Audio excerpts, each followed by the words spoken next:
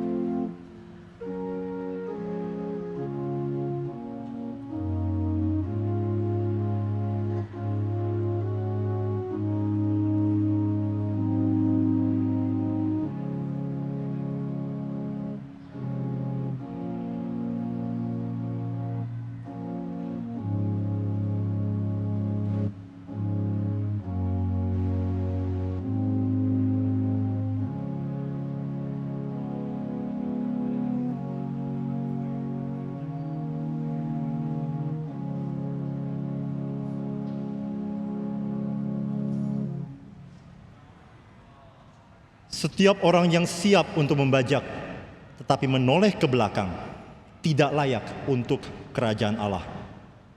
Ibadah Gereja Reform Injili Indonesia Pusat pada pagi hari ini dimulai dalam nama Allah Bapa, Allah Anak, dan Allah Roh Kudus.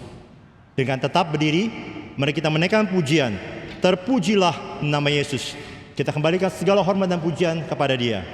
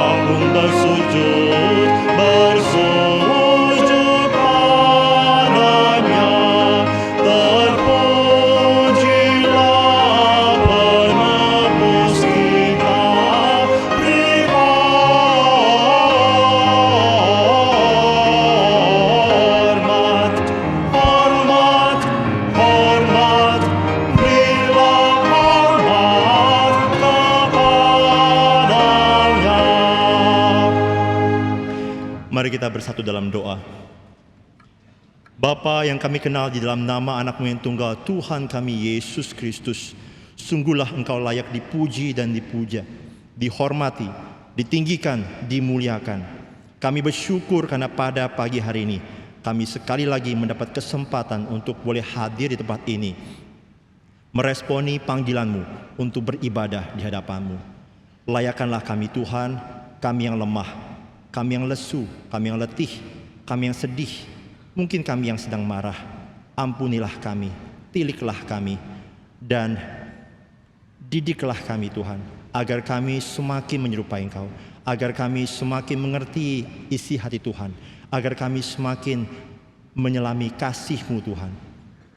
Berkati kami, berkati ibadah pada pagi hari ini, berkati hamba-Mu yang akan menyampaikan firman, dan bila setiap firman, setiap perkataan yang keluar dari mulut bibir hamba-Mu menjadi berkat bagi semua yang kami hadir di tempat ini. Kami menyerahkan liturgi kami ke dalam tangan Tuhan. Biarlah nama-Mu dipermuliakan. Di dalam nama anak-Mu yang tunggal Tuhan kami Yesus Kristus, kami berdoa dan kami mengucap syukur. Amin. Jemaat dipersilakan duduk kembali, dan kita akan menaikkan pujian yang kedua, di mana di dalam buku Matius pada pasal yang ke-14 ada sebuah peristiwa yang tercatat di mana murid Yesus saat itu berada di tengah-tengah laut yang berombak. Dan ketika itu Yesus menghampiri mereka dengan berjalan di atas air. Kemudian Petrus berseru pada Tuhan, meminta izin kepada Tuhan untuk menghampiri dia berjalan di atas air. Dan Tuhan mengizinkan. Tetapi di tengah-tengah kemudian Petrus takut dan mulai tenggelam. Demikianlah lagu ini mengingatkan kita bahwa manusia sesungguhnya berada di dalam lautan dosa, dan hanya Tuhan yang mampu mengangkat kita dan diselamatkan dari dosa. Mari kita menyanyikan lagu berikut ini sambil mengingat kasih Tuhan yang telah mengangkat kita dari dosa. Lagu yang kedua.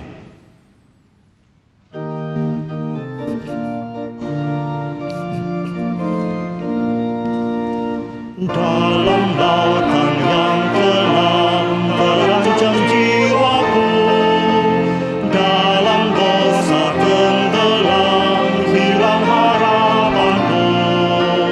Tapi Tuhan berkenan dengan seruanku, lalu ku diselamatkan mukadisku.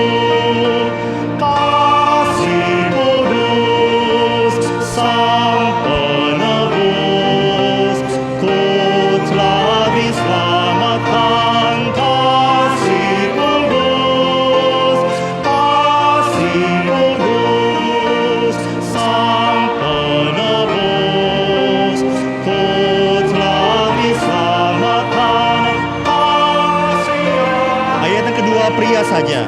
Kasihnya yang patut dibalaskan, karenanya dengan gemar ku nyanyi pujian, dan serahkan tubuhku dan jiwa padanya, melayani Tuhanku selamanya.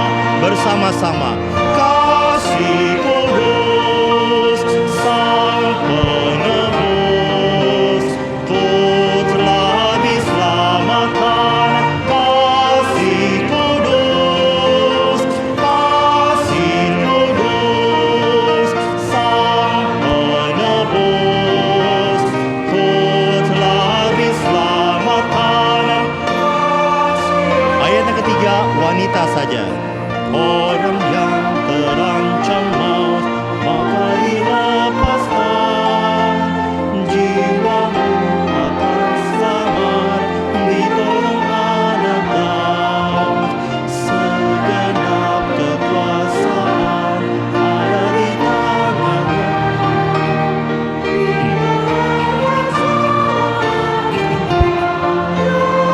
Bersama-sama, kasih kudus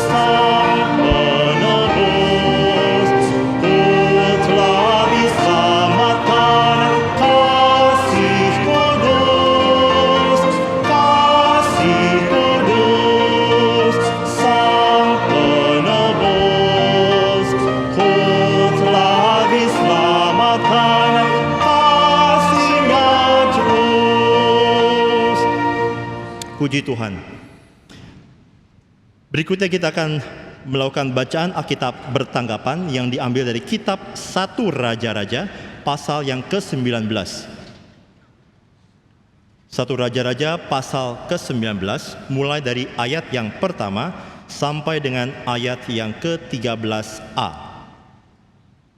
Saya akan memulai dengan ayat yang ganjil dan Bapak Ibu jemaat sekalian meresponi dengan ayat yang genap, demikian seterusnya. Elia ke Gunung Horeb. Ketika Ahab memberitahukan kepada Izebel segala yang dilakukan Elia dan perihal Elia membunuh semua nabi itu dengan pedang, maka Izebel menyuruh seorang suruhan mengatakan kepada Elia, "Beginilah kiranya para Allah menghukum aku, bahkan lebih lagi daripada itu, jika besok kira-kira pada waktu ini aku tidak membuat nyawamu sama seperti nyawa salah seorang dari mereka itu." Maka takutlah ia, lalu bangkit dan pergi menyelamatkan nyawanya. Dan setelah sampai ke Beersheba, yang termasuk wilayah Yehuda, ia meninggalkan bujangnya di sana. Tetapi ia sendiri masuk ke padang gurun sehari perjalanan jauhnya, lalu duduk di bawah sebuah pohon ara. Kemudian ia ingin mati, katanya, "Cukuplah itu, sekarang ya Tuhan, ambillah nyawaku, sebab aku ini tidak lebih baik daripada nenek moyangku." Sesudah itu ia berbaring dan tidur di bawah pohon arar itu. Tetapi tiba-tiba seorang malaikat menyentuh dia serta berkata kepadanya, "Bangunlah, makanlah." Ketika ia melihat sekitarnya, maka pada sebelah kepalanya ada roti bakar dan sebuah kendi berisi air. Lalu ia makan dan minum, kemudian berbaringlah pula. Tetapi malaikat Tuhan datang untuk kedua kalinya dan menyentuh dia serta berkata, "Bangunlah, makanlah, sebab kalau tidak, perjalananmu nanti terlalu jauh bagimu." Maka bangunlah ia, lalu makan dan minum. Dan oleh kekuatan makanan itu, ia berjalan 40 hari, 40 malam lamanya sampai ke gunung Allah, yakni Gunung Horeb. Di sana masuklah ia ke dalam sebuah gua dan bermalam di situ. Maka firman Tuhan datang kepadanya demikian, "Apakah kerjamu di sini, hai Elia?" Jawabnya, "Aku bekerja segiat-giatnya bagi Tuhan, Allah semesta alam. Karena orang Israel meninggalkan perjanjianmu, meruntuhkan mezbah-mezbahmu, dan membunuh nabi-nabimu dengan pedang. Hanya aku seorang dirilah yang masih hidup, dan mereka ingin mencambuk nyawaku." Lalu firman-Nya, "Keluarlah dan berdiri di atas gunung itu di hadapan Tuhan." Maka Tuhan lalu, angin besar dan kuat yang membelah gunung-gunung dan memecahkan bukit-bukit batu mendahului Tuhan. Tetapi tidak ada Tuhan dalam angin itu. Dan sesudah angin itu datanglah gempa, tetapi tidak ada Tuhan dalam gempa itu. Dan sesudah gempa itu datanglah api, tetapi tidak ada Tuhan dalam api itu. Dan sesudah api itu datanglah bunyi angin sepoi-sepoi basah. Segera sesudah Elia mendengarnya, ia menyelubungi mukanya dengan jubahnya, lalu pergi keluar dan berdiri di pintu gua itu. Demikianlah firman Tuhan. Mari kita menyambut dengan menyanyikan lagu yang ketiga, Memandang Salib yang Agung.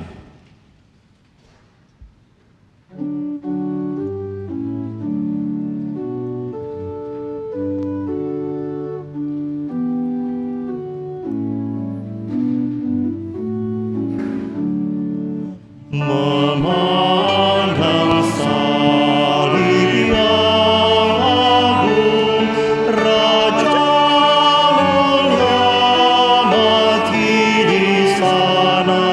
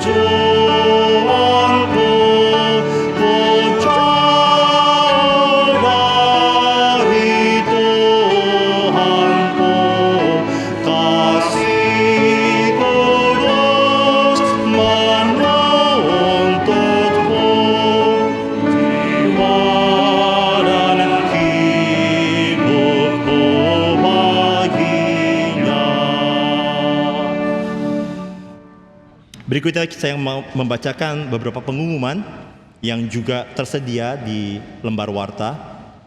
Tapi sebelumnya izinkan saya untuk bertanya kepada Bapak Ibu sekalian, apabila di antara Bapak Ibu ada yang pertama kali hadir di tempat ini, mohon dengan hormat untuk mengacungkan tangan. Apakah ada Bapak Ibu yang baru pertama kali hadir di tempat ini?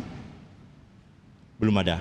Baik, mari kita memperhatikan pengumuman, yaitu streaming Reform Injili. Pada esok hari akan diadakan persekutuan doa STEMI dengan tema God the Initiator of Our Faith yang akan disampaikan oleh Pendeta Irwan Arifin. Selain secara fisik, PD STEMI juga akan ditayangkan secara online. Mari kita sama-sama datang untuk mendoakan begitu banyak pekerjaan Tuhan yang perlu didoakan. Berikutnya adalah pada hari Selasa sampai dengan hari Kamis akan diputar pengakuan iman rasuli episode pertama sampai dengan yang ketiga yang akan dibawakan oleh Pendeta Stephen Tong.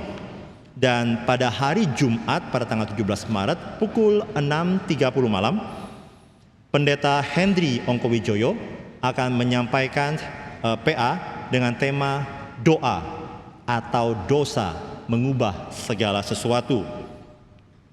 Kemudian pada hari Sabtu 18 Maret pada pukul 7 malam akan diputar kapin tulang bawang yang akan disampaikan oleh Pendeta Stephen Tong. Berikutnya adalah pengumuman pemberkatan nikah gerejawi pada hari Sabtu tanggal 18 Maret pukul 10.30 pasangan Felix Budianto Raharja dan Gloria Theo. Berikutnya adalah pengajuan permohonan pemberkatan nikah gerejawi, yaitu pasangan Patrick Harris dan Joanna Santoso. Jika ada keberatan atau masukan yang sah, silakan menghubungi Sekretariat GRI Pusat. Kemudian kita juga akan turut mendoakan kapin yang akan kembali dikerjakan mulai esok hari di Pulau Sulawesi, yaitu tepatnya di Parepare, Mamasa, Mamuju, dan Kota Palu, di mana Pendeta Stephen Tong akan menyampaikan kapin di tempat-tempat ini. Dan pada 2 minggu yang akan datang, beliau juga akan memimpin kapin di Sumatera Barat, tepatnya di Bukit Tinggi, Padang, dan Mentawai.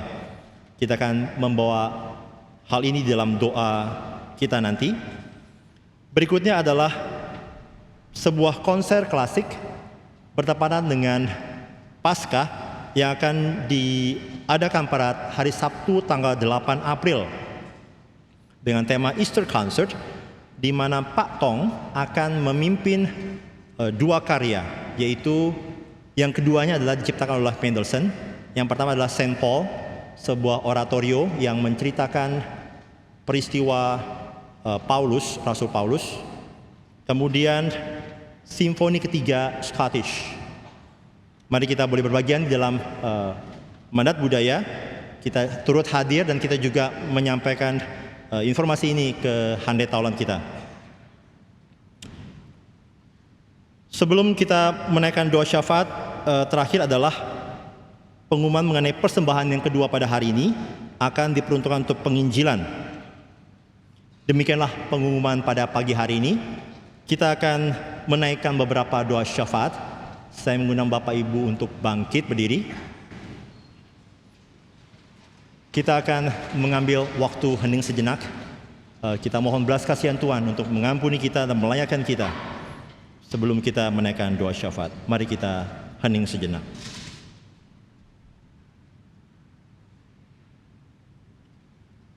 Bapa dalam surga, inilah kami, manusia yang berdosa, manusia yang tidak layak, yang Engkau telah layakkan.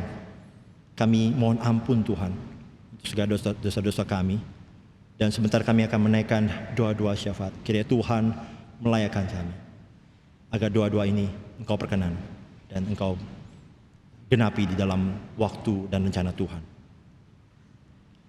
Yang pertama, mari kita berdoa untuk kapin di Pulau Sulawesi yang dimulai di esok hari, dan juga Kapin di Sumatera Barat yang dimulai pada tanggal 27 Maret mendatang.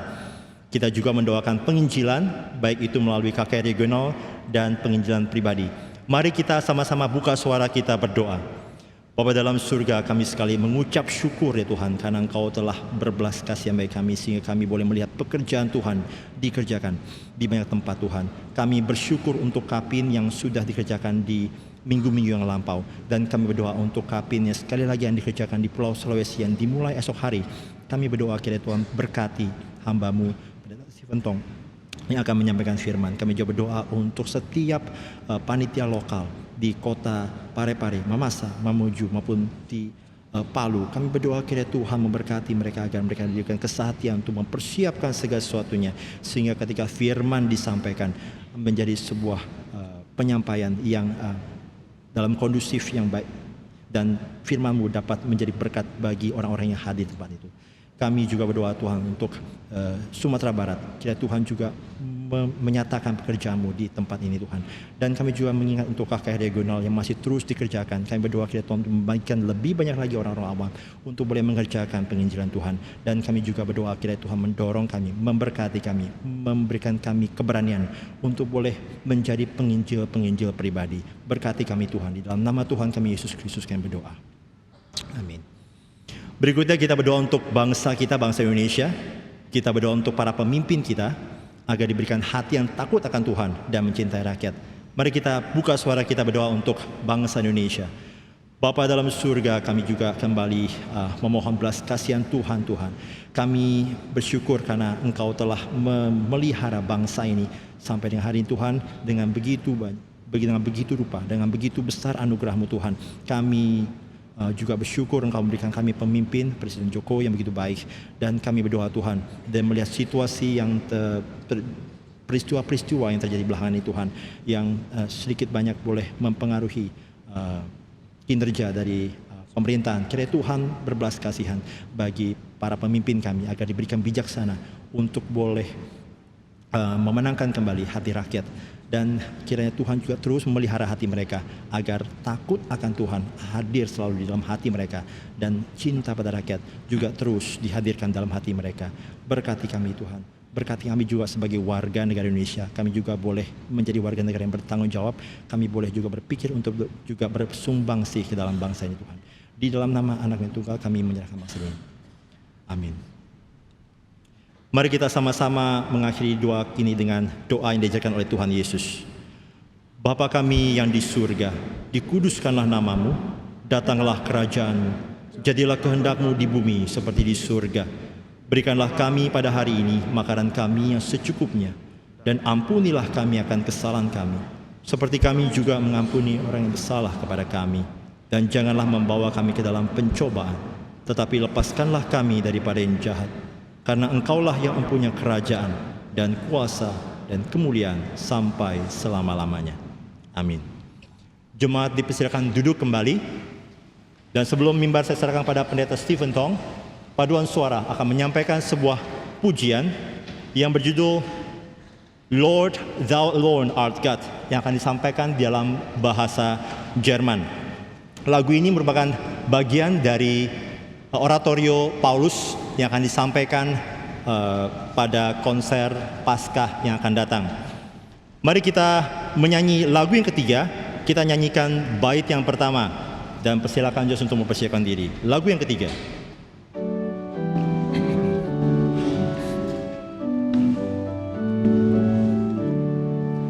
Memandang salib yang agung, Raja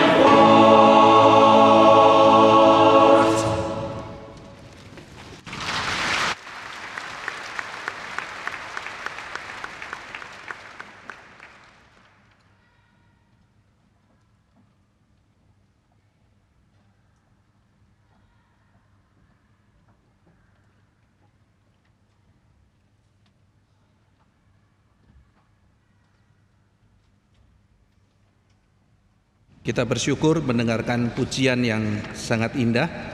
Dan saudara sekalian, kita terus mau mendoakan untuk Kapin dan juga bagi saudara-saudara sekalian yang ada kesempatan diundang untuk boleh bergabung dan bersama-sama melihat bagaimana Pak Stephen Tong melayani bahkan di tempat-tempat yang sangat sulit untuk memberitakan Injil.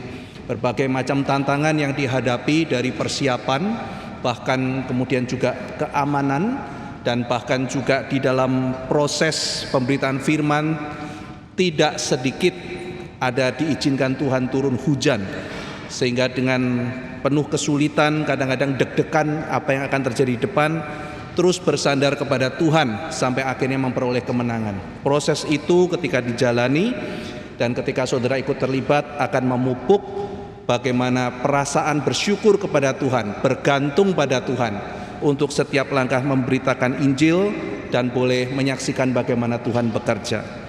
Saudara sekalian, mari kita kembali memuji Tuhan.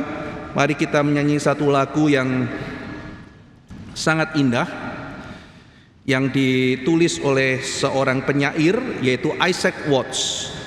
Satu lagu yang menceritakan bagaimana ketika kita di hadapan salib yang begitu indah itu, ketika kita melihat salib itu, maka kita merasa segala sesuatu yang ada dalam dunia ini adalah sebuah kehinaan. Dan di atas penglihatan akan salib itu kita bertumbuh dan kita menemukan identitas kita. Mari kita nyanyikan lagu yang indah ini, Memandang Salib yang Agung.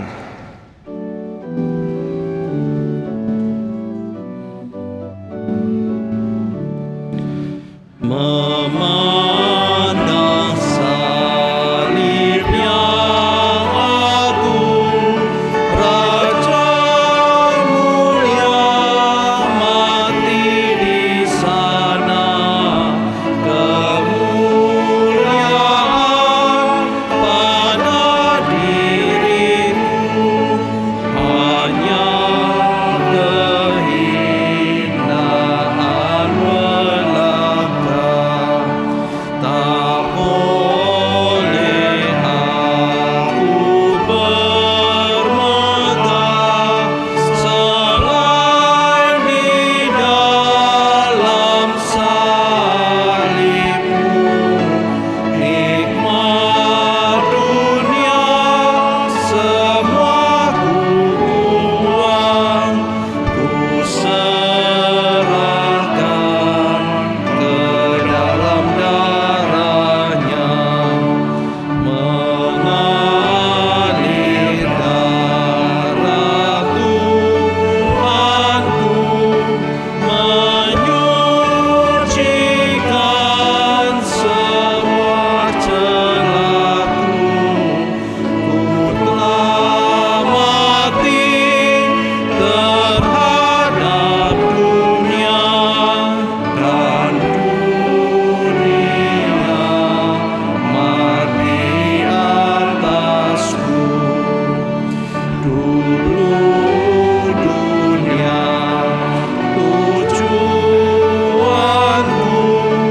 ku jauh dari Tuhanku. Kasih tulus menuntunku,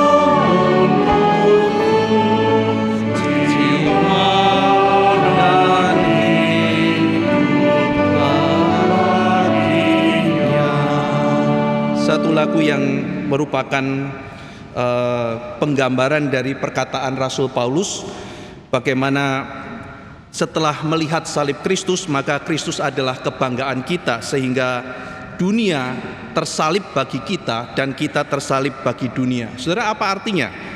Pada waktu saya mengatakan saya menyalibkan dunia, artinya dunia tidak penting, saudara.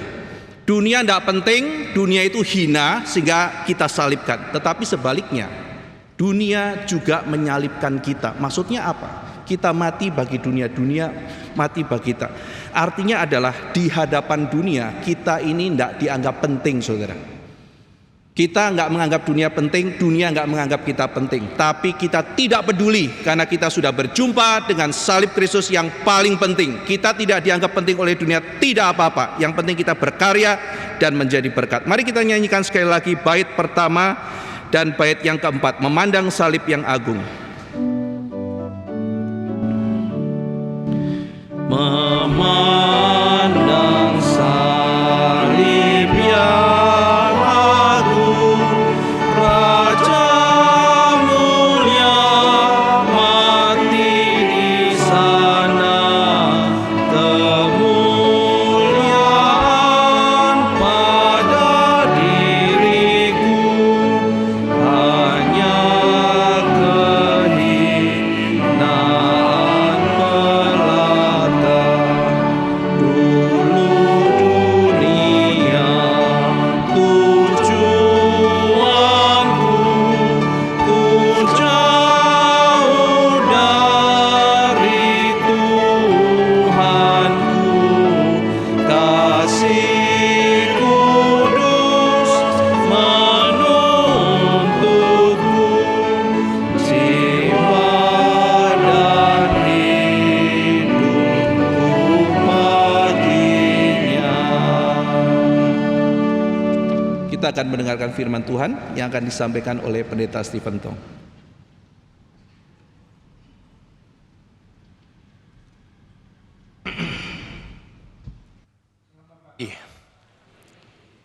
Mari kita berdoa. Bapa di dalam surga, berkati kebaktian ini sebagaimana Tuhan sudah memberkati kebaktian-kebaktian yang lalu. Berilah inspirasi dari Roh-Mu yang kudus untuk menyegarkan kami, memperbarui iman kami sesuai rencana-Mu di dalam kekekalan. Sehingga kami boleh menjadi saksi-Mu yang sangat berguna di dalam zaman ini, melawan arus dunia dan memuliakan nama-Mu. Dalam nama Yesus Kristus kami berdoa. Amin. Saudara-saudara,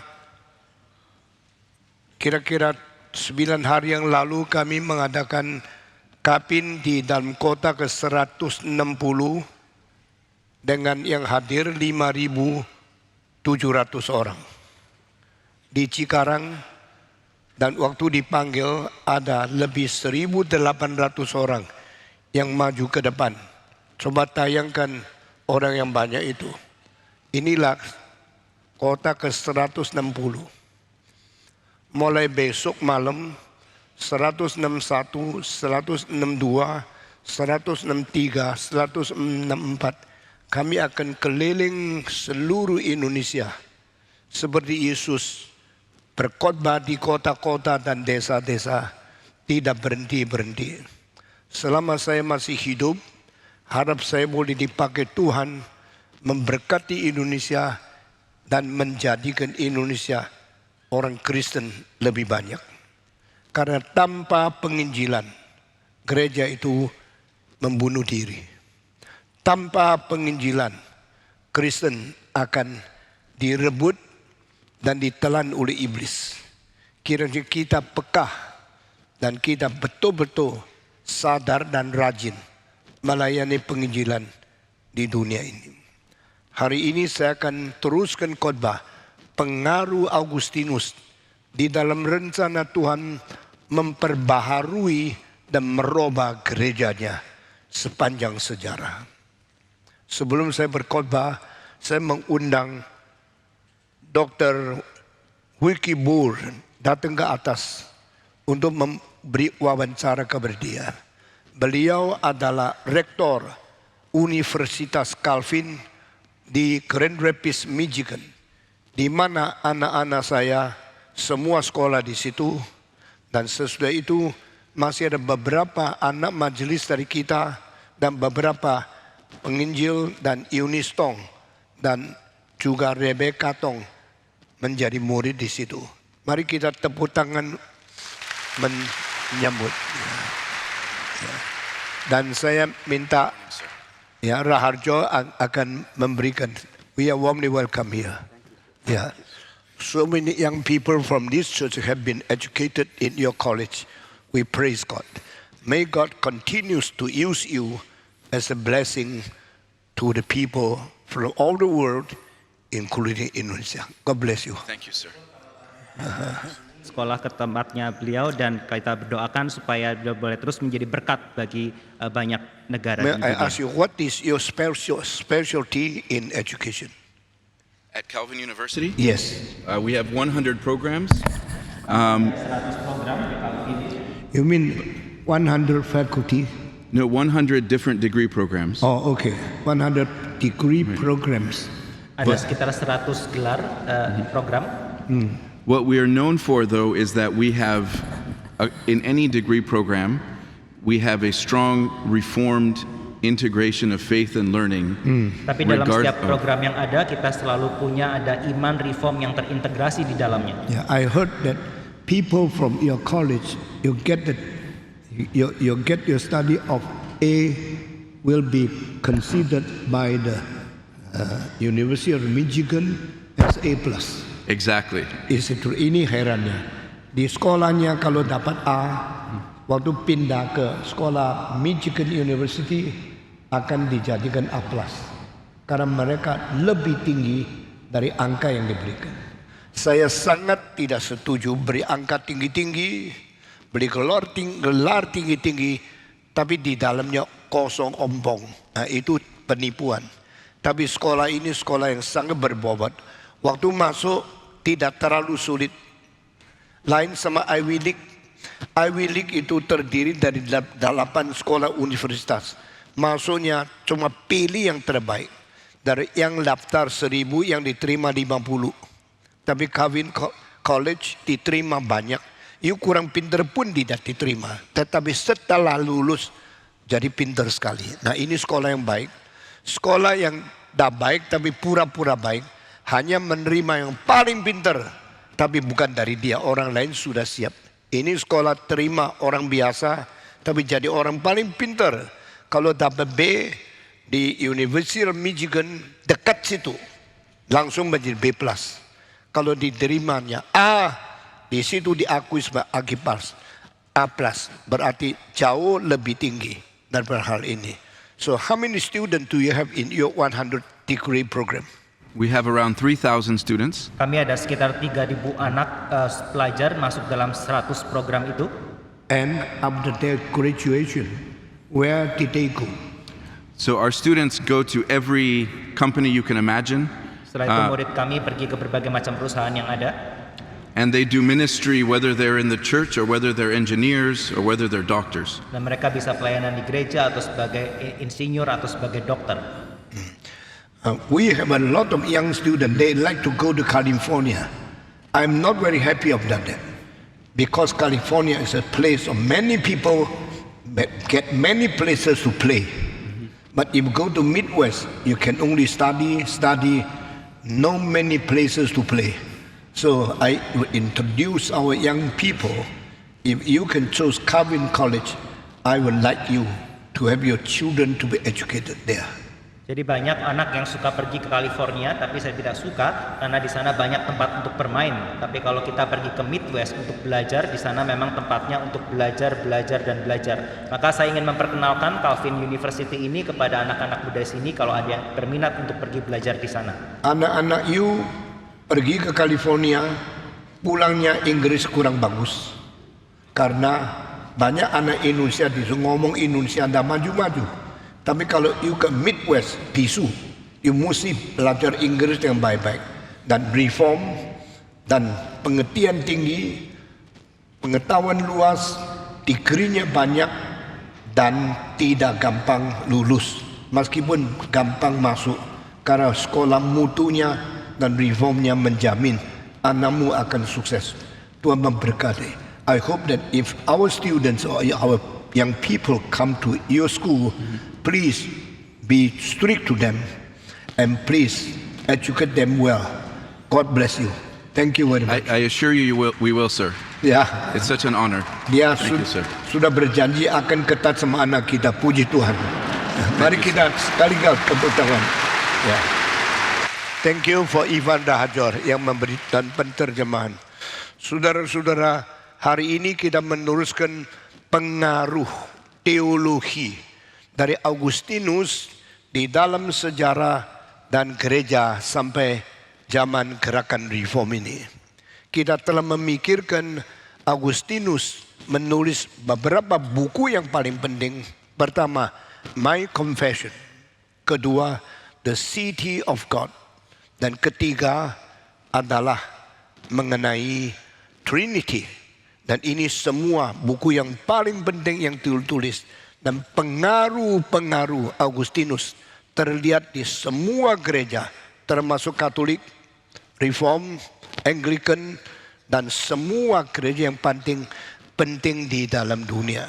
Itu sebab hari ini kita teruskan. Tuhan pakai Alexander the Great and Septuaginta untuk merubah wahyunya dari bahasa Ibrani menjadi bahasa Greka. Tuhan memakai Konstantin merubah dulu kejahatan, kekejaman daripada kerajaan Romawi menjadi menerima Yesus Kristus. Dan sebelum dia mati, dia minta dibaptiskan. Tetapi Tuhan pakai orang Kristen yang tadinya berdosa, berzina, orang yang sangat pintar tapi sangat nafsu, berubah menjadi orang Kristen dan menjadi ahli doktrin yang paling besar di dalam sejarah untuk bikin gereja menuju kepada kehendaknya yang paling indah.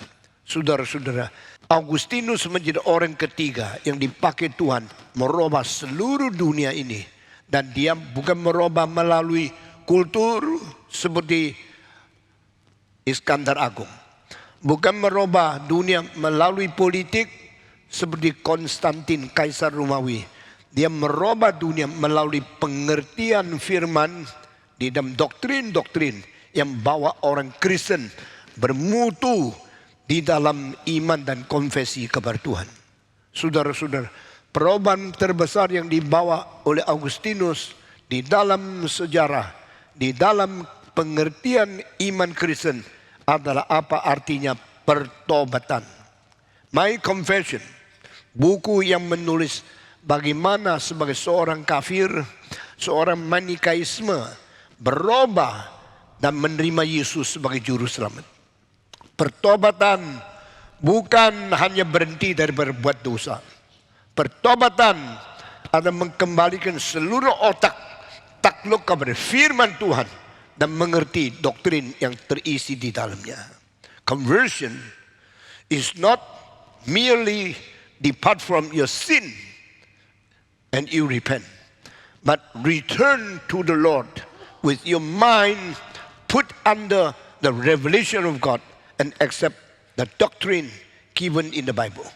Saudara-saudara, di dalam hal ini menjadi contoh terbaik karena dia adalah seorang yang berzina, seorang yang kumpul kebo, seorang yang tidak bertanggung jawab, seorang yang melampiaskan nafsu tanpa pernikahan, tidur sama perempuan. Di dalam zaman itu, hal ini satu dosa yang besar sekali dan dia tidak sadar sampai dia bertobat kembali kepada Tuhan Yesus. Dia meninggal segala hal yang gelap dan terima senjata terang dari Tuhan. Bersalut dengan Kristus seperti apa yang dikatakan di Roma pasal 14. Saudara-saudara, seorang pemuda yang pintar kalau sudah bertobat, pengaruh kepada ribuan orang intelektual akan terjadi. Seorang pintar kalau jatuh di dalam dosa akan merusak jutaan pemuda-pemudi yang lain. Salah seorang profesor yang pernah menjadi missionary di Xiangtan, menjadi seorang guru sekolah SMA yang berasal dari gereja Reform, namanya Kenneth Scott Latourette. Kenneth Scott Latourette pernah mengatakan satu kalimat yang bikin saya kaget sekali. Seorang Reform yang mengharapkan pendidikan harus merubah manusia yang pintar takluk kepada Tuhan. Saudara-saudara, manusia yang paling pintar mungkin seluruh dunia 300 sepanjang sebelumnya Thales, Anaximenes, Socrates, Plato, Aristoteles sampai sekarang. Di dalam 300 orang paling pintar, kalau kita singkirkan yang kurang pintar, lalu singkirkan lagi, cancel lagi, sisanya cuma 25. Saya percaya Augustinus masuk. He belonged to one of the most intellectual and most brilliant brain and most wise man in the world history. And he was a Christian. Pada waktu orang pintar, orang cerah, orang yang pendidikan tinggi dan inteleknya sangat tajam berubah menjadi orang Kristen, dunia akan menerima segala berkat yang disisakan daripada dia. Saudara-saudara, sayangnya banyak orang pintar seperti Hitler, seperti Mussolini, seperti Yamamoto, semua orang pintar sekali, tapi semua bukan Kristen. Itu dunia kadang rusak. Saya percaya Tuhan memberi pertobatan kepada saya untuk jutaan manusia. Kalau saya tidak berkhotbah, saya tidak ada kesempatan jumpa dengan 30 juta manusia yang pernah mengikuti kebaktian saya. Tetapi karena saya bertobat, saya mempengaruhi begitu banyak pemuda-pemudi. Sekarang saya mau tanya, anak pemuda yang pintar di mana? Orang yang otak besar di mana? Dan engkau mempunyai otak yang besar, engkau mempunyai pikiran yang brilian, engkau mempunyai rohani dan logika yang kuat, tetapi engkau berada di bangun dalam tangan Tuhan atau berada di dalam sesuatu pangkuan iblis. Tuhan merubah kita, lalu melalui kita merubah orang lain. Kekristenan tidak bisa berhenti hanya jumlah anggota yang sudah ada. Itu adalah satu kematian, keadaan statis yang tidak bertumbuh dan tidak berkembang. Sekarang banyak reform church di dalam dunia tidak berkembang karena mereka hanya melayani anak-anak yang dilahir oleh orang Kristen saja. Mereka jarang membaptiskan, jarang merubah, jarang menyentuh hati-hati daripada agama kebudayaan lain yang menerima Yesus Kristus. Karena apa? Kurang mampu. Banyak gelar diberi, tapi kuasa tidak ada. Banyak orang berpengetahuan, tapi tidak mempunyai urapan Roh Kudus. Itu sebab Reform Church berhenti statik dan tidak berubah terus-menerus. Sampai kapankah? Gereja ini, gereja yang mulai dari 34 tahun yang lalu, dari nol, sekarang mempunyai cabang 84. Di dalam 2 tahun ini tambah 3 lagi, 87. Dan yang berbakti sudah puluhan ribu orang. Karena apa? Kita tidak mau berhenti. Kita tidak mau stagnan. Kita tidak mau puas. Kita minta Tuhan terus memberi kekuatan kita, memperbarui kita, merubah kita menjadi anak Tuhan yang berkuasa, bertempur dengan iblis. Saudara-saudara, melalui pertobatan Augustinus, dunia berubah. Dan dia bukan orang putih, bukan orang Eropa, bukan orang Caucasian, tapi dia seorang yang lahir di Katargo di Afrika. Berarti Tuhan sanggup membangkitkan bangsa yang berbeda, orang suku yang dihina menjadi orang yang berubah, memajukan seluruh dunia. Sekarang kita melihat orang Asia selalu undang orang Barat khotbah di Asia. Saudara-saudara, saya banyak kritik gereja orang putih. Saya banyak kritik gereja Barat yang menganggap diri angkuh. Tetapi saudara harus mengikuti perjalanan di mana kita lihat dari Alkitab menjadi rahasia kemenangan, rahasia kemajuan daripada umat Tuhan sendiri. Saudara-saudara, setelah Augustinus bertobat, dia meninggalkan dosa yang lama, menceraikan istri, dan dia tidak nikah lagi. Dan dia terima anak yang dilahirkan, menyatakan dia bertanggung jawab. Ini seorang yang menggabungkan doktrin dan etikanya menjadi satu. Dia bukan hanya percaya kitab suci, dia menjalankan. Pertobatan harus menjalankan. Confession harus melakukan kehendak Tuhan di dalam sehari-hari. Kelakuan kita, tuturan kita, pikiran kita, semua berubah serupa dengan Tuhan. To think after God's thinking. To feel after God's feeling. To act after God's planning. To obey after Holy Spirit's guidance. That is called reform. Reform berarti pikir sesuai pikiran Tuhan. Rasa sesuai perasaan Tuhan. Melayani sesuai rencana Tuhan. Bertindak tanduk sesuai pimpinan Roh Kudus. Itulah reform. Bukan hanya doktrin I'm reform because I believe in reform doctrine. That is not all. That is only an illusion, hallucination. That is not your practical and your exact quality of your spiritual life. Kiranya Tuhan memberkati kita. Kedua, Augustinus mempengaruhi doktrin-doktrin gereja selama 2000 tahun ini dengan konsep anugerah. Anugerah diberikan karena apa? Karena manusia semua berdosa tanpa anugerah Tuhan. Tak ada orang beriman. Tanpa anugerah Tuhan, tak ada orang menjadi orang Kristen. Tanpa pilihan Tuhan, tak ada orang bertobat. Karena semua anugerah berasal dari Tuhan. Maka dia percaya Allah adalah aktif. Allah adalah inisiator. Di dalam pengertian tentang anugerah, dasarnya manusia berdosa. Nothing good in our life, nothing can help us to close and to become Christian. Tidak ada satu jasa dari manusia yang bikin kita orang Kristen. Tidak ada satu bagian dari kita yang menjadikan kita beriman. Manusia beriman karena anugerah. Manusia diselamatkan karena anugerah. Manusia menerima Roh Kudus karena anugerah. Manusia mengerti firman karena anugerah. Allah adalah inisiator. Allah bukan pasif. Allah bukan didorong baru kerja. Dia adalah bekerja menurut segala kemauan dia sendiri tanpa unsur dorongan dari luar. Itu baru Allah yang aktif. Saudara-saudara, manusia berdosa dari mana? Dari sifat sesuatu perwakilan Kristus daripada Adam yang menjadi manusia pertama. Saudara-saudara, di dalam peperangan ke dunia kita lihat ada beberapa orang otak yang pintar tapi hatinya jahat, mempunyai ambisi dan mempunyai sesuatu keberanian mau merampas dunia dengan kuasa terbesar di dalam tangan, menjadikan mereka pemimpin dunia.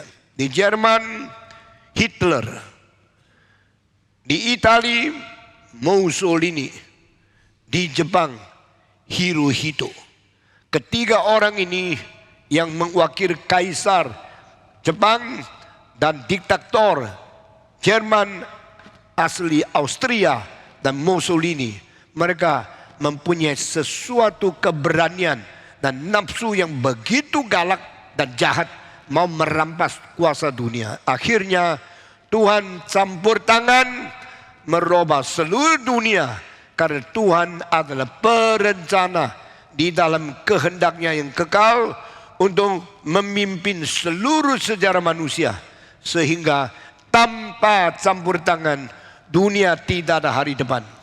Tanpa campur tangan diktator tidak bisa jatuh. Tanpa campur tangan Hitler, Mussolini dan Hirohito akan menguasai nasib beratus, beribu-ribu juta daripada manusia.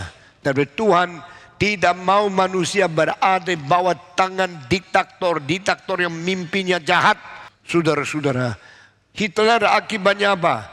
Akhirnya dia harus menembak diri, membawa racun untuk bunuh diri karena dia tidak berkenan kepada Tuhan. Mussolini bagaimana? Dibunuh, akhirnya mayatnya dibawa di plaza dari para Romawi supaya semua orang boleh meludah kepada dia.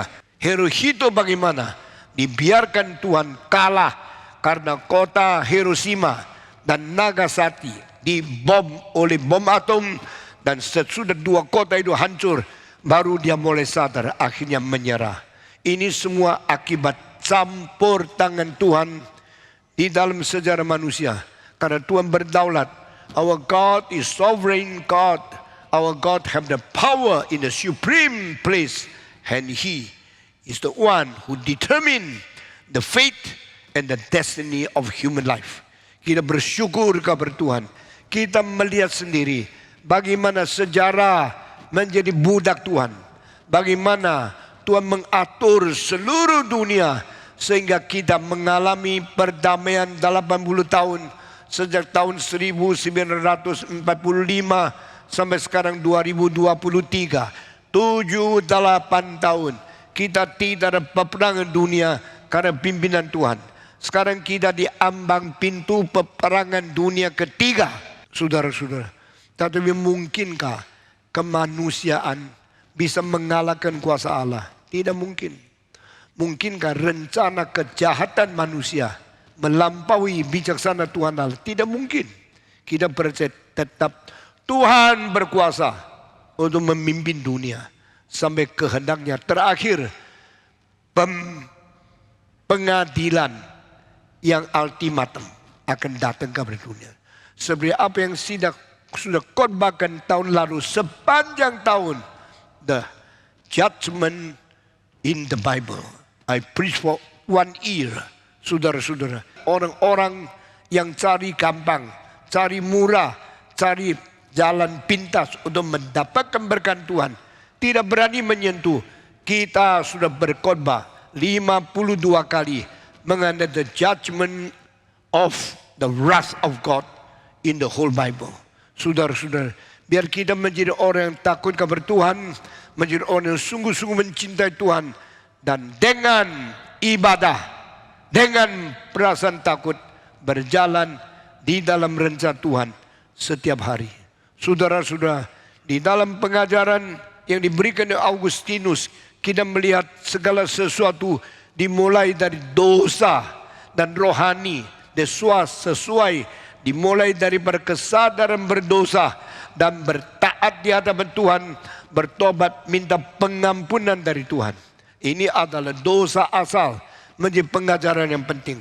Meskipun doktrin dosa asal yang diuraikan oleh Augustinus mempunyai kelemahan yang sangat besar, yaitu dia menganggap dosa besar turun kepada seluruh umat manusia karena satu hal, yaitu karena seks.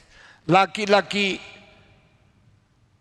bertiduran dengan perempuan, suami berseksual di relationship dengan istrinya, akhirnya melalui hubungan seks turunkan dosa kepada anak. Nah, ini ajaran akhirnya 1100 tahun kemudian dirubah, dikoreksi oleh orang reform yang paling penting, Johannes Calvin. Saudara-saudara, bukan melalui sexual relationship maka dosa turun dari papa mama kepada kita, tetapi melalui sifat kedudukan daripada perwakilan Adam sebagai orang manusia pertama, maka dia mewakili kita semua di dalam Adam, semua disebut oleh Tuhan sebagai orang berdosa. Nah, ini pengkoreksian penting. Pengkoreksian kalau tidak terjadi, tidak pembaruan. Kalau tidak pembaruan, gereja tidak maju. Gereja akan stuck, gereja akan statik, gereja akan terus mundur, berhenti di kesalahan-kesalahan yang tidak bertobat. Saudara-saudara, tetapi pengertian dosa asal yang sudah melanda ke seluruh dunia, sehingga manusia tidak jalan keluar kecuali menerima anugerah, menerima keselamatan, menerima penebusan, menerima pengampunan dari Yesus Kristus, baru ada jalan keluar. Ini penting sekali. Karena gereja-gereja yang benar, gereja yang percaya ada dosa, gereja-gereja yang ortodoks percaya dosa harus bertobat, gereja-gereja yang sungguh-sungguh sesuai dengan doktrin Alkitab percaya tanpa Tuhan memberikan kemurahan tidak ada pertobatan yang sejati. Saudara-saudara, semua gereja yang masih pegang doktrin adanya dosa asal, perlunya Kristus yang inisiatif memberikan anugerah pengampunan, penebusan dan perdamaian kepada Tuhan Allah.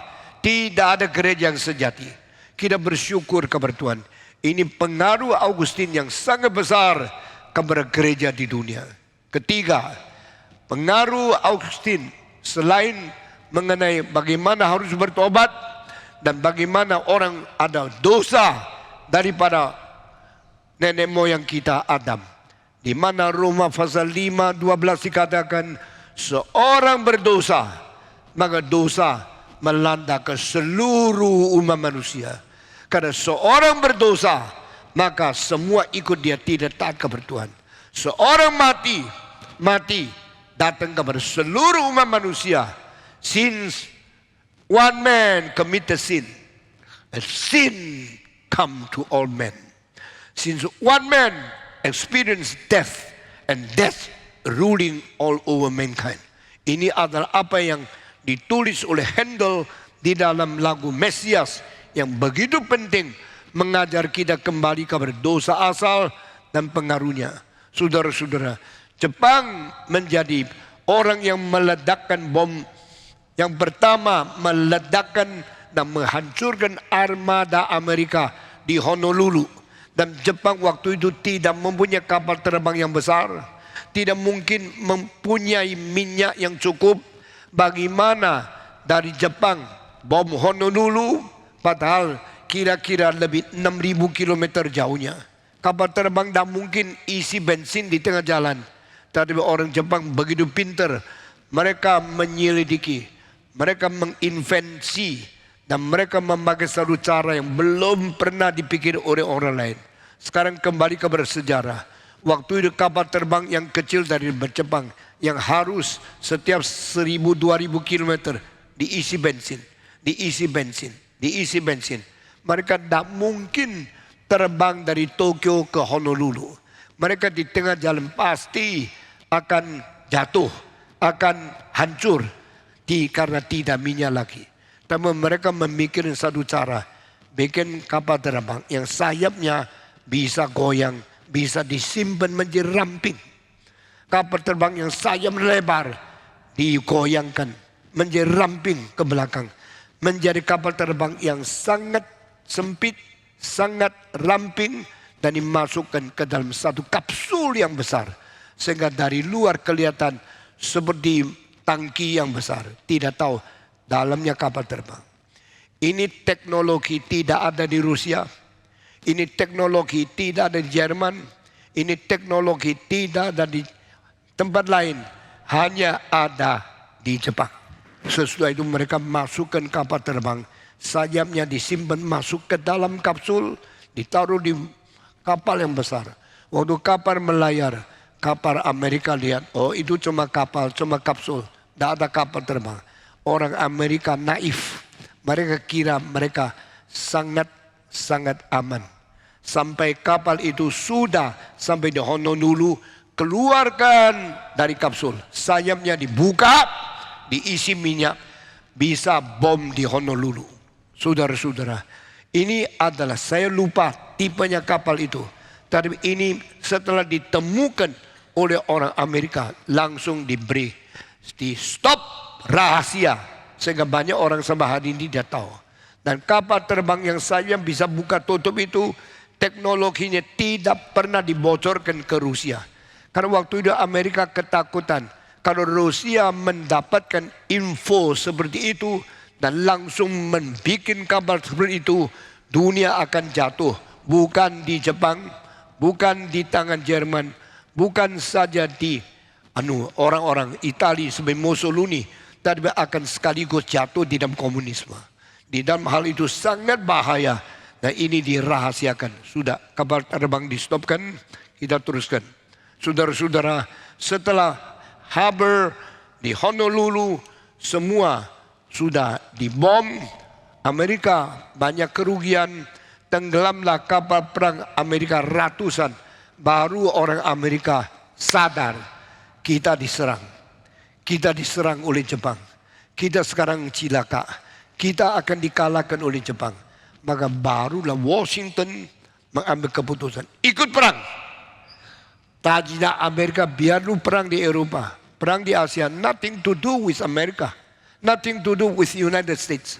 Maka Washington tidak mau perang sampai Pearl Harbor sudah dibom daripada Jepang. Baru mereka mengatakan kami sekarang ikut perang. Saudara-saudara. Lalu Amerika perang. Bagaimana bisa menang? Armadanya sudah ditenggelamkan. Orang Jepang begitu berani kapal terbang masuk ke dalam teropongan daripada kapal mengakibatkan peledakan, akibatkan pentenggelaman ratusan kata perang Amerika. Orang Amerika masih dansa-dansa, masih minum-minum, masih cium-ciuman, masih merasa mereka hebat. Setelah dibunuh, setelah banyak mati, baru mereka sadar kita di dalam krisis. Kita di dalam bahaya. Tapi waktu mau perang sudah tidak kuat karena Jepang sudah merajalela. Saya sekarang tanya, kenapakah Jepang yang begitu kuat, begitu pintar, Hitler yang begitu gagah, begitu perkasa, Mussolini yang begitu berani, akhirnya mereka yang kalah. Kenapa sejarah berubah? Kenapa peperangan berhenti? Kenapa Jepang yang tidak mungkin kalah menjadi kalah? Karena campur tangan Tuhan. Reform people to believe only the intervention of God makes world history change. Di sini engkau melihat satu bom besar ini namanya Little Boy. Bom ini sekarang dipamer di mana? Di Dayton. Di Museum Militer Amerika. Saya pergi melihat sendiri. Tingginya kira-kira 180 sampai 2 meter. Dan besarnya seperti orang gemuk. Tapi disebut Little Boy. Ini yang dijatuhkan. Waktu bom ini dijatuhkan di Hiroshima. Dia tidak meledak setelah sentuh. Semua bom kalau sudah sentuh barang keras baru pecah. Ini tidak. Meledak sendiri di atas angkasa. Lalu menjadi satu seperti awan yang seperti jamur yang keluar. Lalu langsung dengan radiasi di dalam 10 kilometer. Semua orang mati di dalam. Tanpa bom meledak. Dia mati karena sesuatu radiasi. Saudara-saudara. Hari itu di dalam berapa jam, di dalam berapa detik, itu seluruh kota hancur. Seluruh bangunan roboh. Seluruh umat manusia mati atau sakit keras di sana. Tapi Hirohito, Raja Kaisar Jepang, masih kipas angin, enak-enak. Kita pasti menang. Karena Amerika bodoh. Amerika kalah sama kita. Sombongnya dia, angkuhnya dia, dilihat hanya oleh Tuhan Allah. What are you doing? You think you are the greatest? You are so arrogant. I will cause you to defeat. Tuhan yang akan mengakibatkan Jepang kalah. Saya mau tanya, kenapa peperangan dunia terakhir bisa berhenti? Kenapa Jepang, Hitler, Hirohito sama Mussolini harus menyerah? Karena Tuhan Allah campur tangan. Kedaulatan Tuhan mencetak ulang tulisan sejarah. Berubah total karena kehendaknya. Saudara-saudara, biar orang Kristen Reform percaya Tuhanmu berdaulat, Tuhanmu berkuasa, Tuhanmu campur tangan, Tuhan memutar arah, Tuhan memimpin sejarah. Kalau engkau tidak percaya ini, engkau bukan anggota gereja saya. Engkau bukan murid saya. I believe in the sovereign God.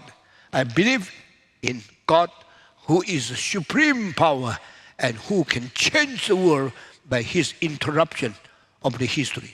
Saudara-saudara, dua sebab bikin dunia peperangan kedua berhenti. Meskipun Hirohito begitu berkuasa, ini perbedaan. Dengar kalimat ini.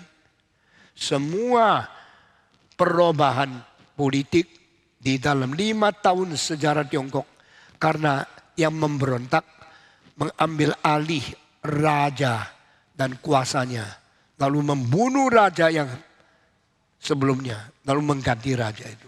Ini terjadi daripada dinasti pertama, namanya dinasti Shah.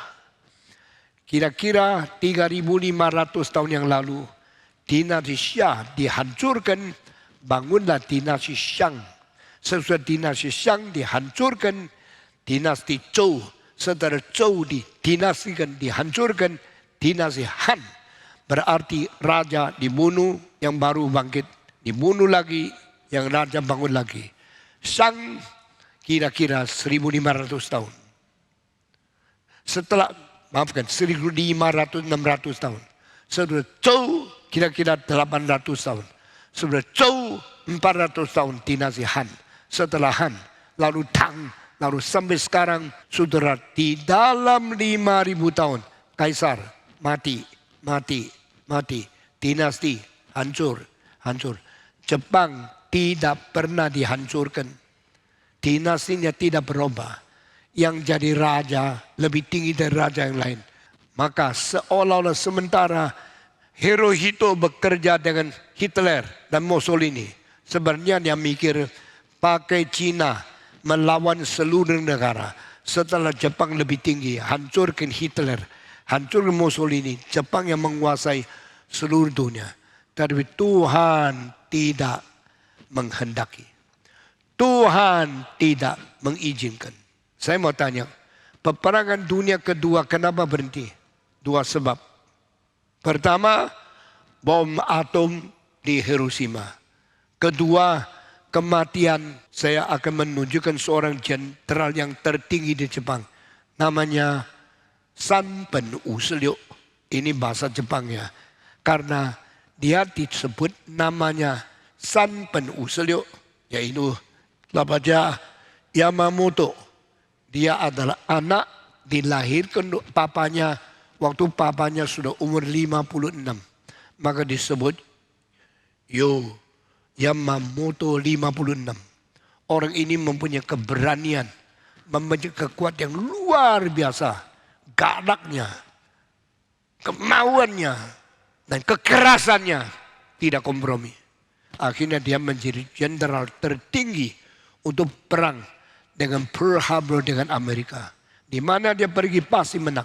Di mana dia perang semua kalah. Jadi orang menganggap ini dewanya Jepang.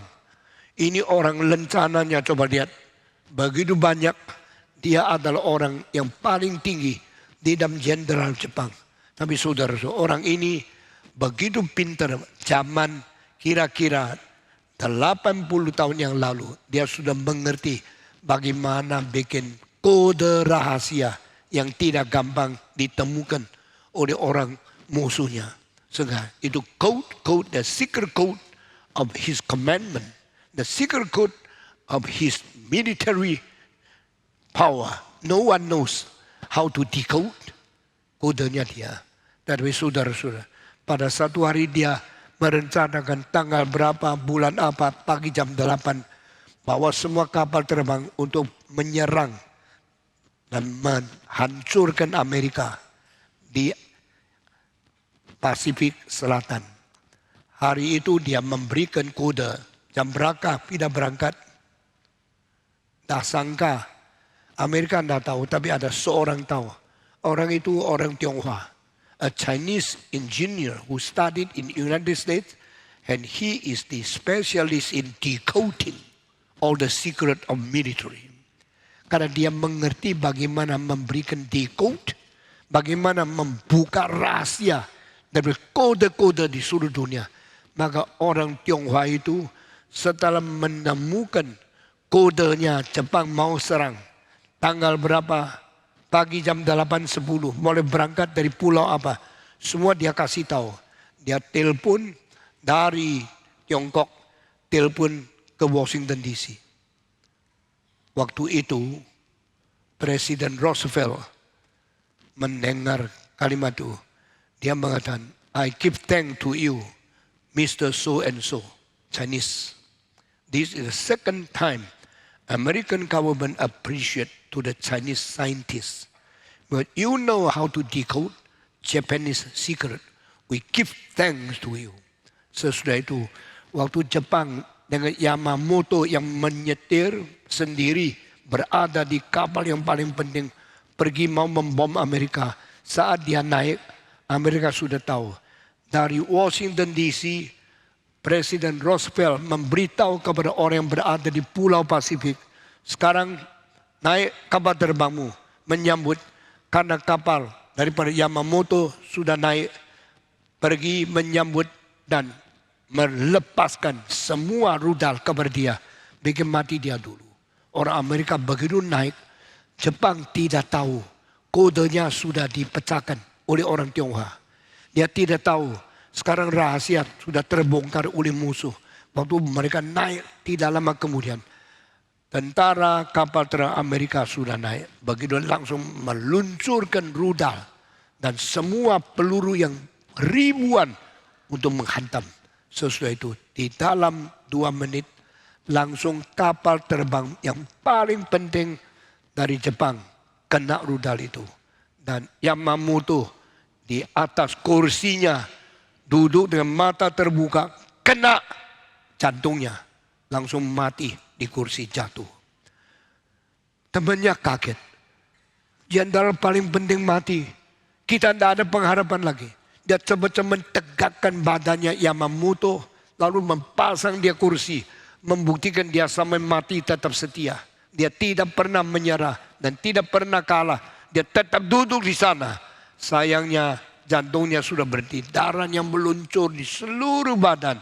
Dan waktu dia kapal jatuh di satu hutan, maka Amerika cari di mana dia. Mereka akhirnya menemukan jenazahnya. Menemukan kapal terbang keping-kepingnya dan melihat dia masih duduk di sana, mata terbuka. Ini menjadi penyebab kedua peperangan dunia harus berhenti. Pertama, bom atom di Hiroshima. Kedua, matinya Yamamoto terbunuh oleh senaman karena dekode sudah terjadi. Saya seorang yang sangat senang sejarah.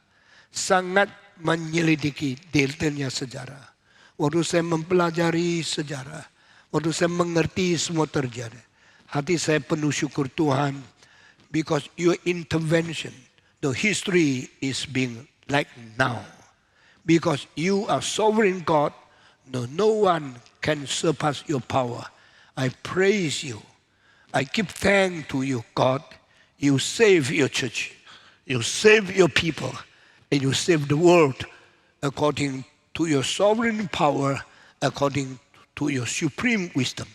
Kita bersyukur kepada Tuhan. Kenapa bom atom bisa berada di tangan orang Amerika? Orang Amerika tak ada satu yang mengerti bagaimana bikin bom atom. Mengapa Jepang dihancurkan oleh bom atom? Karena Amerika pintar bikin atom? Tidak. Orang Amerika setelah dipengaruhi oleh 3 orang. John Dewey, Charles Peirce, William James, pragmatism. America becomes not know this, researching the very difficult and very complicated theory in physics. Saudara-saudara, 30 tahun kemudian setelah John Dewey, Charles Peirce, and William James, United States have to pay high money, high price to invite a professor of theory of the complicated ideological teachings from German to become their professor. Orang Amerika kurang pintar, tapi mereka ada uang, pakai uang undang orang dapat mengajar di Ivy League di dalam Amerika. Saudara-saudara, pada waktu itu tidak ada orang Amerika mengetahui bagaimana bikin bom atom. Yang mengetahui tidak di Inggris, tidak di Perancis, tidak di Italia, tidak di Tiongkok, tidak di Jepang. Yang mengetahui rahasia bikin bom atom semua di Jerman. Dan Jerman musuh Amerika. Akhirnya kenapa Amerika yang mempunyai bom atom meledakkan di Hiroshima dan Nagasaki? Karena campur tangan Tuhan. The intervention of God in the history, He allowed Hitler persecute Jewish. Dia mengizinkan Hitler menganiaya orang Yahudi, membunuh orang Yahudi, sehingga orang Yahudi akhirnya tidak ada pengharapan lagi hidup di Jerman. Tahun 44 mulai banyak orang Yahudi yang pikir mesti pindah ke Amerika. Jangan hidup di Jerman lagi. Di dalam orang pindah itu, 2 orang paling penting. Satu adalah Albert Einstein. Kedua adalah Oppenheimer. Orang 2 ini sudah melarikan diri dari Jerman pergi ke Amerika. Jerman sudah menjadi ompong, menjadi kosong. Tidak ada otak yang pintar. Saudara-saudara, yang paling penting bukan otot, yang paling penting otak. Di dalam satu zaman, kalau tidak ada otak, hari depan itu gelap. Hari depan itu buntu. Tapi kalau ada otak yang cerdas, seperti tadi fotonya Einstein sekali lagi.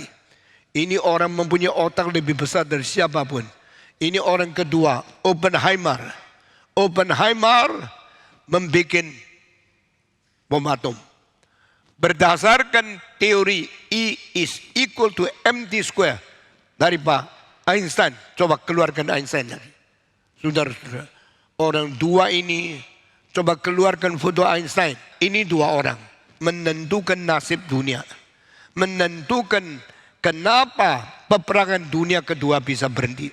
Bukan karena meriam besar, bukan karena senapannya cepat, bukan karena militernya banyak orang. Karena 2 otak. Teori Einstein dipakai oleh Oppenheimer. Lalu di dalam Manhattan Project mereka menemukan bom atom. Bom atom tidak besar. Paling banyak di 3 sampai 500 kilo. Tapi bom satu yang mati bisa 100.000 orang. Itu sebab harus berhenti. Berhentinya peperangan dunia 2 sebab. Temunya bom atom yang menghancurkan. Ini kota bom belum jatuh loh. Masih di tengah angkasa, kotanya sudah seperti ini. Lebih menakutkan daripada apa yang kita lihat di dalam earthquake, di dalam kota-kota di Turki yang baru terjadi bulan yang lalu. Saudara-saudara, kota yang ratusan ribu orang menjadi puing-puing. Manusia yang hidup-hidup gagah menjadi mayat-mayat. Berhenti sebab ini. Sebab kedua, Yamamoto dibunuh pada dia memerintahkan selalu kapal terbang menghancurkan Amerika. Dia dibunuh, ditembak mati di situ. Sehingga akhirnya Hirohito harus menyerah. I surrender. I stop war. I commit sin. I confess I am wrong. Saudara-saudara, siapakah yang mungkin membuat orang paling sombong bertobat? Siapakah yang bikin orang paling congkak hancur? Hanya kuasa Tuhan Allah. Saudara-saudara, perubahan sikap, penyesalan dosa hanya 2 macam. Satu macam dipukul oleh Tuhan sehingga engkau harus mengaku dosa. Kedua, gerakan Roh Kudus sehingga engkau menangis, engkau bertobat di hadapan Tuhan. Kita lihat sejarah cuma 2 macam orang. Semacam orang dengar firman, mau taat, dan akhirnya kembali kepada Tuhan. Yang satu tidak akan bertobat, tidak akan berubah, sampai Tuhan hancurkan. Ini adalah the Mid Island, di mana orang Amerika mengalahkan Jepang dan mendirikan bendera Amerika di situ. Saya tidak mempropagandakan Amerika. Saya kasih tahu sejarah tercatat seperti ini. Bukan karena Amerika hebat, tapi karena Tuhan campur tangan. Kita bersyukur kepada Tuhan. Nah inilah saya mau tanya, apa sebabnya si Petong bicara banyak mengenai peperangan ke dunia? Karena peperangan kedua selesai, ada satu orang yang mewakili seluruh rakyat. Saya menyerah. Orang itu Kaisar. Kaisar surgawi. Pen Tian Huang. Satu Kaisar surgawi dari Jepang. Dia mengatakan, saya menyerah. Saya mau tanya, waktu Kaisar menyerah, orang Jepang senang tidak? Tidak senang. Mereka maunya cepat menang. Supaya kita menjadi kuasa terbesar di dunia. Inilah Hirohito. Kalau Hitler bunuh diri, kenapa ini tidak dipermalukan? Amerika pikir-pikir akhirnya mengatakan, kalau bisa, biarlah, jangan mengganggu hati nurani orang Jepang. Karena mereka terlalu mengagungkan kaisarnya. Kalau kaisar dipermalukan, Jepang akan melawan seluruh dunia. Besok repotnya tak habis-habis. Maka Amerika dengan General MacArthur di atas kapal daripada Amerika, suruh orang Jepang maju ke depan dan tanda tangan, aku menyerah, tidak berani perang lagi. Baru kira-kira 7-8 tahun kemudian kita masih mengalami perdamaian di Indonesia seperti ini. Saudara-saudara, lalu jenderal-jenderal yang semua melibatkan diri dalam peperangan disuruh tanda tangan dan satu persatu dihukum, dihakimi. Yang paling penting namanya jenderal dari Jepang, namanya Dong Tiao-ying-ji. Dong Tiao-ying-ji atau kepala yang tak mati sampai akhirnya setelah Jepang kalah dia masih hidup dan akhirnya dihukum di dalam negara seluruh dunia ini. Nah saudara-saudara, saya mengatakan kalimat ini memberitahu kepada engkau, kalau Kaisar Jepang sudah menyerah, orang Jepang tidak bisa saya tak mau. Saya tidak setuju menyerah karena representatif. The representation of the emperor is to represent all the people of Japanese. And that is the theory understood by John Calvin. Adam, the first man, is a representation of all human beings. So when one man commits sin, all become called sinner. One man died, death come to the whole people. Satu orang mati, semua mati. Satu orang berdosa, semua ikut disebut orang berdosa. Satu orang melawan Tuhan, semua orang disebut pemberontak. Saudara-saudara, ini adalah doktrin representasi melalui adanya dosa asal yang dimulai dari Augustinus, dikoreksi oleh Calvin di dalam 1100 tahun. Pengaruh yang ketiga, apakah pengaruh Augustinus terhadap teologi seluruh Kristenan sampai abad ke-20 adalah mengenai the initiation of God in giving grace. Di dalam bukunya yang ditulis Augustinus saya baca, saya menangis. Saya tersentuh karena dia menulis, oh Tuhan, aku berdoa kepadamu. Itulah sebab engkau memberi anugerah kepadaku. So, I'm the cause. You are the effect. I initiated to pray to you and you passively give grace to me. But is that true? Agustinus mengatakan, is that true? Benarkah saya yang dulu minta lalu Tuhan yang pasti memberi anugerah? Dia pikir-pikir, no, ini tidak benar. Kenapa saya bisa berdoa kepada Tuhan? How can I pray to God? How can I pray to the real God? Why my prayer is not going to the false God? Why I can choose the real God? If I can choose the real God, is it because my merit or because the grace of God? If God didn't give me His revelation, if God give me initiatively His grace to me, how can I find out who is the true God? Jadi dalam buku dari Pak Augustinus, dia terus bicara. Saya putar-putar di kalimat itu. Saya dulukah engkau belakang? Atau engkau dulukah saya menyahut? Karena engkau mencintai saya, baru saya bisa berdoa kepada engkau. Atau saya berdoa ke engkau, baru engkau kasih anugerah.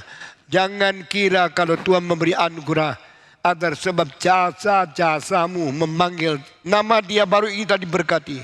Karena engkau bisa berdoa pun itu sudah berkat Tuhan. Engkau bisa cari Tuhan yang benar, itu pun sudah pilihan Tuhan. Maka hal ini akhirnya pengaruh Augustinus dalam seluruh sejarah sampai gerakan reform Injili adalah siapa inisiatif. Akhirnya dari pikiran Augustinus kita melihat God is active God. God is initiative God. God will never become passive. No merit of a human being, no will of a human being can change the mind of God. Itu sebab doktrin pilihan mulai dari Augustinus. Saudara-saudara, doktrin pilihan sudah tersimpan di dalam surat Paulus, Efesus dan sebagainya. Tapi setelah Augustinus diperkembangkan menjadi sesuatu hal yang begitu jelas, begitu gamblang. Semua melihat only God took the initiative. Only God who according to His own will doing His planning to change the world and to create His own church and to choose to select, to elect His own people. Saudara-saudara, kalau orang reform mengerti Tuhan yang berinisiatif, Tuhan yang memilih, engkau sangat bahagia. Engkau mengerti yang benar. Sekarang banyak gereja, khususnya di Indonesia, kiranya mereka yang menjadi inisiator, mereka yang cari Tuhan dulu, sehingga Tuhan mengisi kebutuhan mereka, dan Tuhan juga mendapat pengisian daripada mereka. Jadi Tuhan dipuaskan sama mereka. Itu sama sekali salah.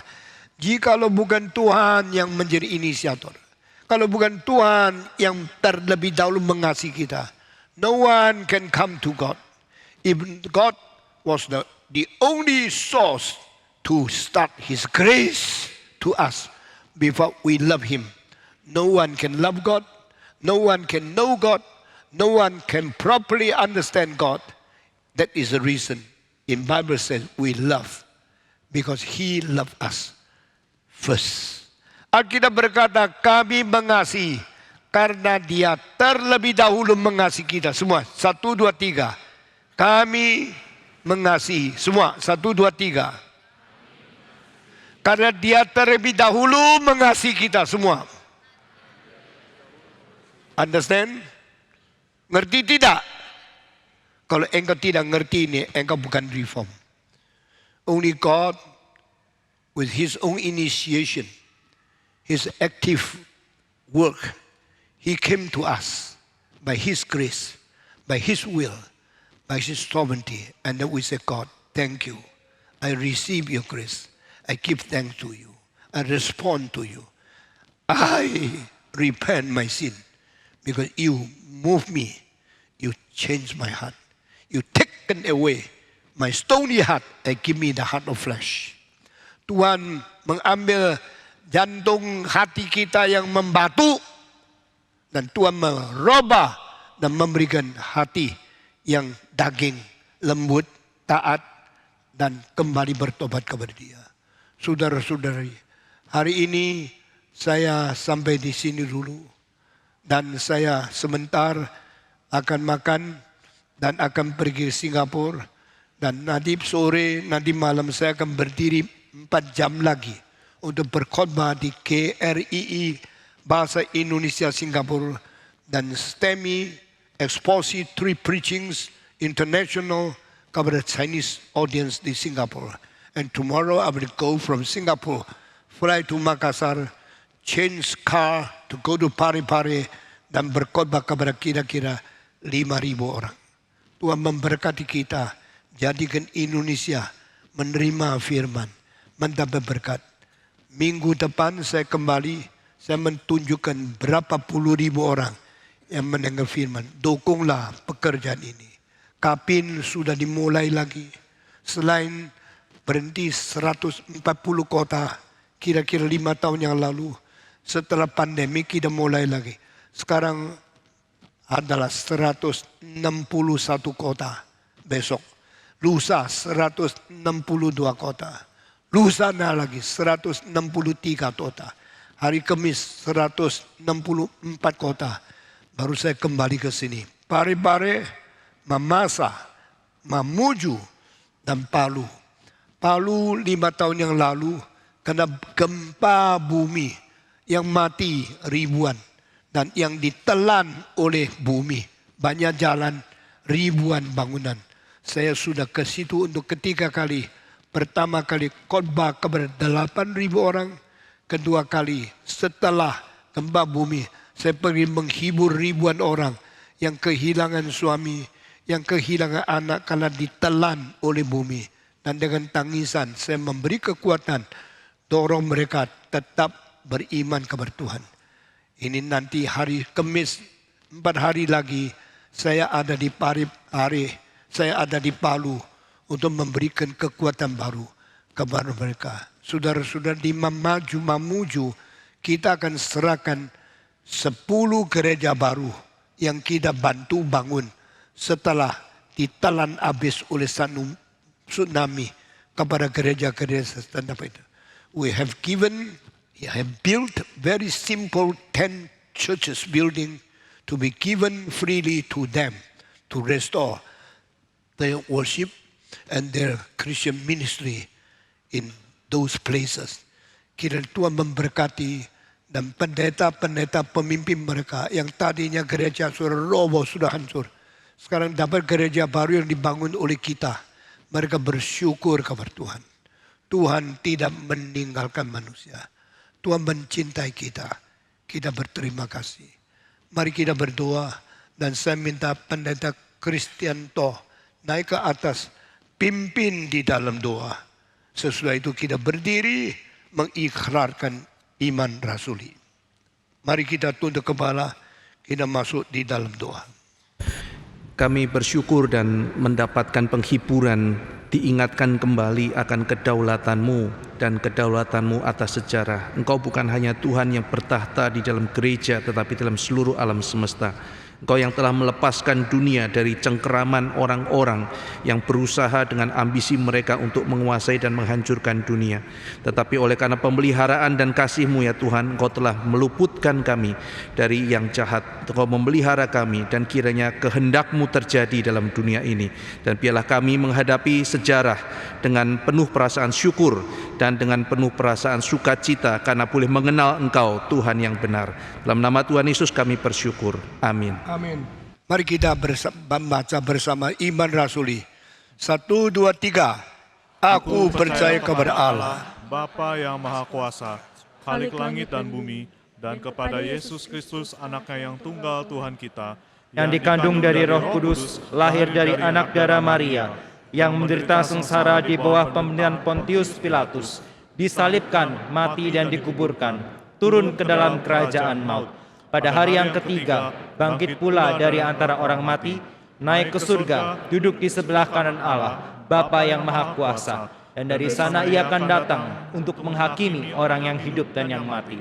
Aku percaya kepada Roh Kudus, gereja yang kudus dan am, persekutuan orang kudus, pengampunan dosa, kebangkitan tubuh dan hidup yang kekal. Amin. Silakan duduk. Jemaat sekalian, mari kita meresponi firman Tuhan dengan ucapan syukur dan memberikan persembahan. Sembari kita menaikkan pujian nomor 4, Pakai Hidupku Ini.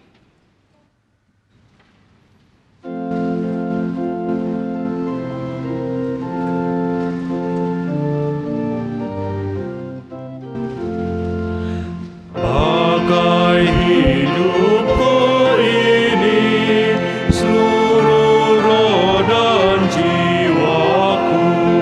Pakai tanganku ini, hatiku dikasih.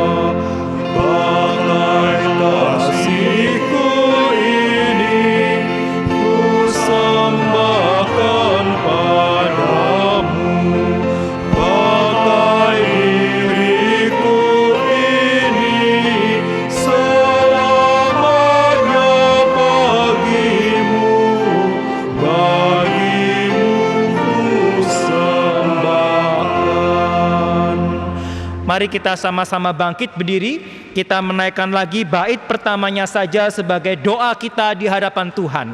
Tuhan, pakai hidupku ini. Mari kita menyanyikan bait pertamanya.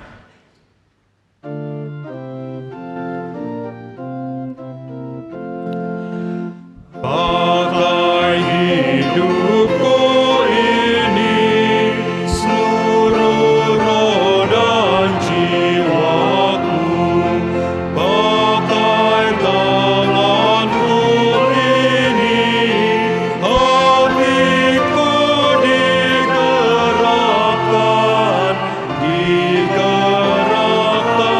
kasih-Mu. Mari kita menaikkan doa persembahan. Bapa kami di dalam surga, Allah yang kami sembah di dalam Kristus Yesus Tuhan, penebus dan juru selamat kami yang hidup. Allah yang kami sembah, Allah yang berinkarnasi menjadi manusia yang kami kenal, Allah yang memilih kami sebagai anak-anak Tuhan.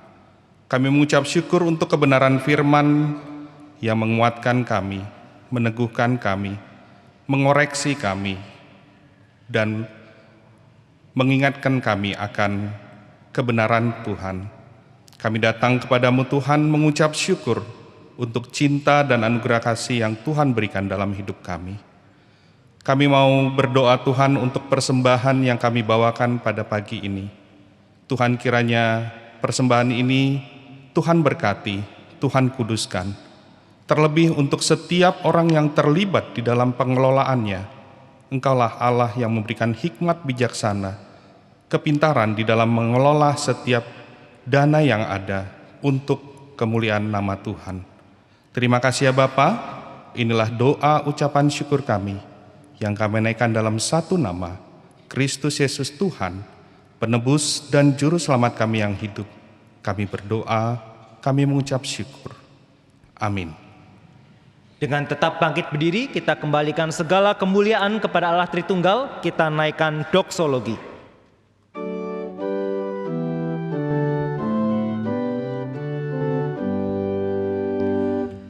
Puji Allah Bapa Putra,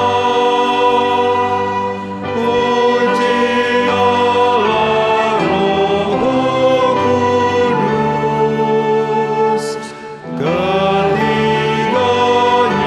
yang esa. Pohon selamat sumber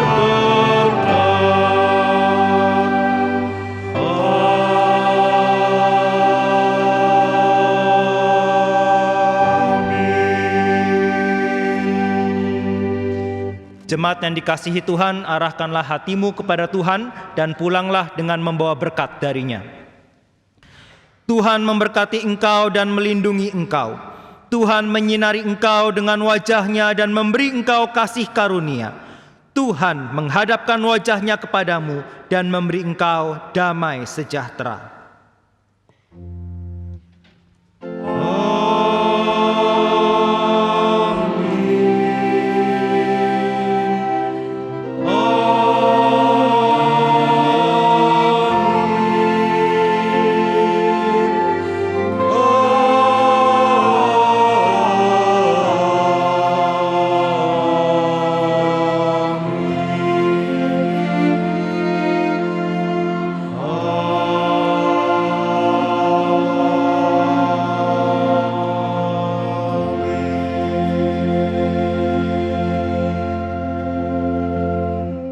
Silakan duduk saudara sekalian, kebaktian kita selesai. Selamat hari Minggu dan Tuhan memberkati.